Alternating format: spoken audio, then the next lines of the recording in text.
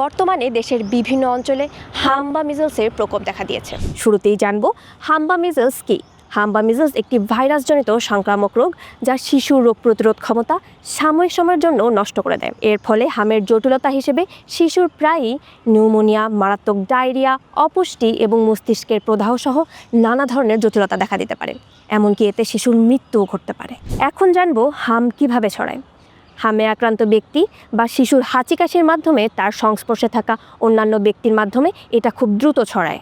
চলুন জেনে নেই হামের লক্ষণগুলো কি কি। আপনার শিশু যদি শরীরে লালচে দানা সহ জ্বরে ভোগে তবে এটি হাম হতে পারে। হামে আক্রান্ত হলে শিশুর গায়ে উচ্চমাত্রার জ্বর হয়, যা 3 থেকে 5 দিন পর্যন্ত থাকতে পারে। হামে আক্রান্ত শিশুর শরীরে লাল রঙের ফুসকুড়ি হয়, যা প্রথমে মুখে এবং পরে সারা শরীরে ছড়িয়ে পড়তে পারে। এ সময় শিশুর কাশি হয়, নাক দিয়ে পানি পড়তে থাকে।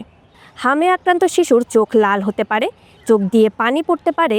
এছাড়াও খাবার খাওয়ার প্রতি অনীহা দেখা যায় এবং শিশু দুর্বল হয়ে যেতে পারে। এখন জানবো কারা বেশি ঝুঁকিতে থাকে। হাম যে কোনো বয়সের মানুষেরই হতে পারে, তবে ছোট শিশু যারা এখনও হাম রুবেলা টিকা নেয়নি তাদের হামে আক্রান্ত হবার ঝুঁকি বা সম্ভাবনা বেশি। তাই আক্রান্ত শিশুকে যত দ্রুত সম্ভব নিকটস্থ হাসপাতাল বা স্বাস্থ্যকেন্দ্রে নিয়ে যান এবং ডাক্তারের পরামর্শ নিন। জনস্বার্থে গণপ্রজাতন্ত্রী বাংলাদেশ সরকারের সম্প্রসারিত টিকাদান কর্মসূচি।